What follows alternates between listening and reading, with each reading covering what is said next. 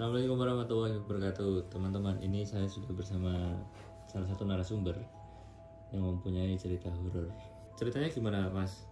Ya, jadi dulu itu orang tua punya 2 rumah. Yang satu tuh buat jualan, jadi ibu setiap pagi buat jualan warung gitu buat orang pabrik. Yang satunya itu ada rumah peninggalan kakek. Ya aslinya sudah diwariskan ke bapak sih, berhubung bapak merantau dan ibu punya jualan di warung, ibu sering di warung. Dan yang di rumah itu, yang rumah satunya itu cuma nenek satu. Kadang memang sering ditemenin kakak. Karena kan saya 3 bersaudara, saya yang ke tengah yang paling ada kakak. Jadi yang sering nemenin nenek di rumah yang satunya tuh kakak. Itu rumah itu berhubung lama tidak pernah ditempatin. Sekitar berapa tahun itu, Mas? Aslinya kalau berapa tahunnya sih cukup lama. Soalnya dari kecil aku kalau tidur itu di warung. Mungkin kalau main di rumah paling habis ngaji main di situ, terus habis kalau mau ngantuk langsung pulang ke warung lagi. Berarti rumah itu memang jarang dibuat tidur, ditempatin? Jarang ditempatin. Soalnya kan bapak merantau, paling kakak yang punya kamar di situ. Tapi berhubung masih kecil ya bolak-balik, kadang ke warung, kadang tidur di rumah itu. Rumah yang kosong itu ya? Rumah kosong. Lumayan luas, ada tingkatnya juga. Itu yang nempatin cuma nenek. Dan katanya di situ tuh dijadikan sebuah kerajaan setan. Kerajaan setan? Kerajaan setan. Oke, terus kejadian yang pernah dialami? Awal mula aslinya tuh nenek tuh udah tahu kalau di situ ada yang nempatin, sering ada yang ganggu, sering. Tapi kerasanya paling kerasa itu pas kakak mulai mata batinnya kebuka. Mata batinnya kebuka? Ya. Itu belajar atau gimana, Mas? Itu katanya sih tidak sengaja. Katanya setelah dia mulai balik, itu mata batin tiba-tiba keluar sendiri. Jadi bisa lihat hal-hal gaib gitu? Hal-hal gaib. Terus? Dan dia itu taunya ya pas di rumah itu. Pas di rumah itu. Dan yang kagetnya itu yang menguasai rumah itu tahu bahwa kakak saya bisa melihat dia. Akhirnya kakak saya ya sering diajak komunikasi. Ngobrol secara langsung, berarti kakak langsung lihat makhluk halusnya itu? Langsung lihat. Bisa lihat secara seperti saya lihat masnya itu? Atau gimana? Awalnya sih cuma dikasih penglihatan kayak sekelebat gitu ya? Gitu. Terus lama-lamaan sering makin menghantui. Jelas? Enggak langsung jelas, menghantui dari mimpi. Menghantui dari mimpi, terus sering ngajak ngobrol gitu. Berhubung ya kakak tahu bahwa itu bukan sesuatu yang benar, kakak kan sering diajak ngobrol sama setannya itu dalam mimpi. Lama kelamaan ya sosok itu ya semakin menampakkan diri dan semakin mengganggu. Gangguannya biasanya gimana itu, Mas? Gangguannya itu ya seperti orang yang rep-rep. Jadi di ya paham.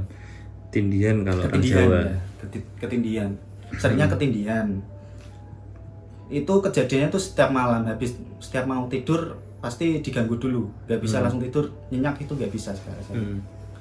Terus kakak saya kan bilang sama orang tua bahwa dia tuh kalau malam gak bisa tidur di kamarnya dia, sering gak bisa tidur. Akhirnya orang tua nggak ada yang percaya, soalnya kan masih anak kecil, paling nggak apa-apa, cuman perasaanmu aja. Orang tua kan tak bisanya kayak gitu. Tapi kok lama-lamaan kakak semakin takut. Akhirnya kan kakak tidur di warung, orang tua sengaja tidur di rumah itu. Tidur di rumah itu. Yang awal itu yang tidur itu ibu. Ibu ditemenin sama saya. Saya itu masih SD kelas 4 apa 5. Kakak sudah menginjak SMA kan. Ibu coba tidur di situ sama saya. Itu ibu tidur di situ baru sebentar, belum sampai tengah malam itu sudah mulai diganggu. Gangguannya seperti apa itu, Mas? Sama seperti ketindihan. Terus lihat sosoknya itu enggak? Melihat sosoknya tidak, kalau ibu. Tapi ketindihannya pasti. Pasti ya? Pasti ketindihan. Terus habis itu ibu ya udah percaya ibu. Ibu percaya. Tapi kalau nenek berhubung sudah lama di situ ya biasa-biasa saja. Paling ada kayak anak kecil dikira saya main di bawah tangga itu sering disapa, dikira saya, ya ternyata tidak, sering. Nah terus kejadian yang paling ekstrim itu gimana, Mas? Pernah nggak itu? Paling ekstrim itu ini Pak, itu kejadian waktu kakak saya SMA. SMA itu ada magang lah itu namanya. Magang itu soalnya samping warung kan ada tempat las-lasan. Lah kakak saya PKL di situ, ngajak temennya 3 yang dari Kudus. Soalnya sekolah kakak saya kan di Kudus.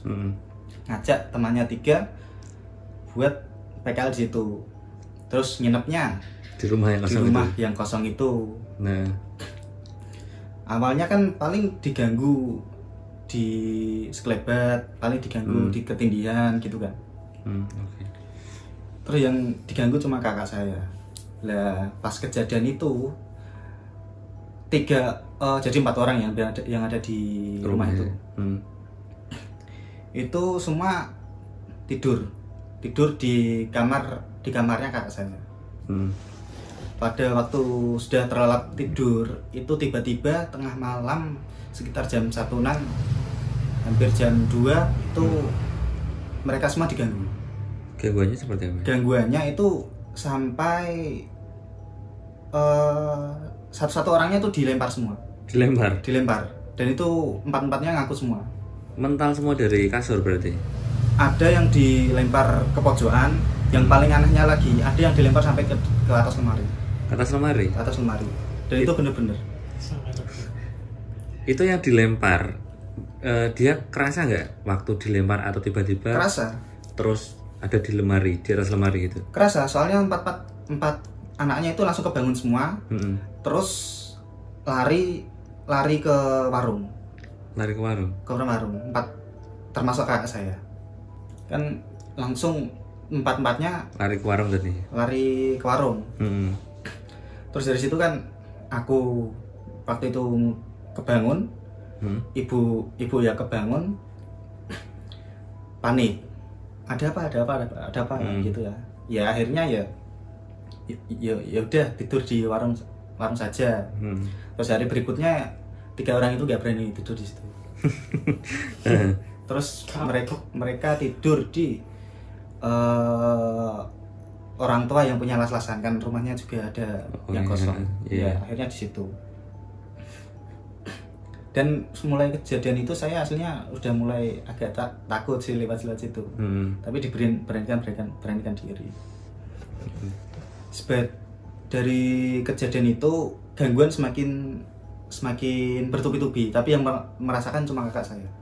Terus ada lagi nggak itu? Setelah kejadian itu kakak saya sering berkomunikasi sama yang menguasai rumah saya itu. Dia sering diajak untuk mengikuti dia. Maksudnya itu komunikasi secara lewat mimpi kayak tadi atau ngobrol secara sadar? biasanya lewat mimpi. Pas waktu mimpi dia tuh tahu apa yang diperbincangkan itu tadi apa. Tapi pas ketika bangun, apa yang dibicarakan itu tadi hilang. Tapi ketika mimpi lagi dia ingat. Nah terus tadi itu mau diajak seperti apa kakak mas ini? Diajak maksudnya ya diajak ya kayak gitu bisa atau diajak ke alam lain. Oh ke alam lain, diajak ke alam lain. Terus berhubung kakak saya kan tidak mau diajak kayak gitu. Jadi yang menguasai rumah saya itu mengganggu kakak saya, langsung menunjukkan sosok. Jadi kakak udah tahu yang ada di rumah itu ada apa aja, kakak saya tahu, termasuk yang sering mengganggu dia itu tahu. Jadi gangguannya itu mulai dari yang itu tadi yang kayak dilempar itu sampai apa, cakar-cakaran pun pernah. Cakar-cakaran gimana? Cakar-cakaran itu jadi pernah ada satu kejadian. Kakak saya tengah malam berantem sama itu ceritanya. Sama setan itu ya? Iya sama setan itu, dan dia tidak selalu dibujuk untuk ikut sama setannya itu. Jadi kakak saya selalu tidak mau, dan akhirnya diakhiri dengan sebuah perkelahian ya, saling serang gitu. Tapi dalam mimpi? Enggak, kalau yang itu benar-benar saling serang. Maksudnya saling serangnya itu posisi sadar berarti? Posisi sadar. Posisi sadar, terus pas itu kakak saya sudah gak bisa melawan. Gak bisa ngelawan, kakak saya akhirnya lari ke warung. Itu waktu perang ya berarti sama setannya itu. Itu pukul-pukulan kayak orang berantem itu, tapi nggak kelihatan musuhnya. Pukul-pukulan, cakar-cakaran. Pas waktu itu cakarannya itu kelihatan. Memang kelihatan. Langsung ke fisiknya kelihatan ya. Fisiknya kelihatan. Terus katanya setannya itu bentuknya kayak gimana? Pernah diceritakan nggak itu? Pernah. Jadi di rumah itu ada tingkatannya. Di rumah itu ada tingkatannya. Jadi yang paling bawah itu atau paling prajuritnya itu rata-rata itu ada bangsa tuyul. Jenis tuyul. Jenis tuyul. Jadi yang paling banyak di situ tuyul. Terus kalau ke atas lagi nanti ada kuntilanak itu ada. Pocong juga ada. Dan pemimpinnya itu ada 2. Itu namanya gendruwo hitam sama gendruwo putih. Itu 2. Yang itu cowok, yang satu cewek. Yang menguasai yang 2 itu. Tapi dari bentuk fisiknya itu gimana katanya? Pernah diceritakan nggak itu? Menyerupai sebuah kera. Apa? Menyerupai sebuah kera. Yang pemimpinnya itu. Tapi gendruwo yang tadi ya? Mempunyai tanduk yang melengkung ke atas, sama mempunyai taringnya panjang. Jadi setelah kejadian kakak saya dicakar itu, itu ternyata di tingkat rumah itu ternyata ada sebuah gerbang pintu gaib. Itu yang lihat siapa? Yang lihat kakak saya sendiri. Yang cuma bisa lihat soalnya yang mata batinnya kebuka ya cuma kakak saya. Itu gerbang yang dimaksud untuk menuju alam gaib atau gerbang dari rumah setan itu? Menurut kakak saya ya itu rumah saya itu kan ada sebuah kerajaan. Pintu gerbang untuk masuk ke kerajaan itu ada di lantai 2 tadi. Itu tapi pernah nggak sengaja untuk dimasukin masuk ke gerbang itu? Maksudnya kakak atau siapapun yang sengaja untuk masuk ke gerbang gaib itu? Sebenarnya kakak pernah, tapi dilarang oleh saudara saya yang dari Jepara itu. Dilarang soalnya takutnya soalnya kakak saya sudah diincar dari lama, takutnya kalau sudah terlanjur masuk tidak bisa keluar lagi. Itu kakaknya pernah cerita nggak model bentuk gerbangnya seperti apa, terus di dalamnya itu kelihatannya kayak gimana, apa ada rumah bangunan atau? Kagak pernah cerita. Gak pernah cerita ya? Pernah cerita.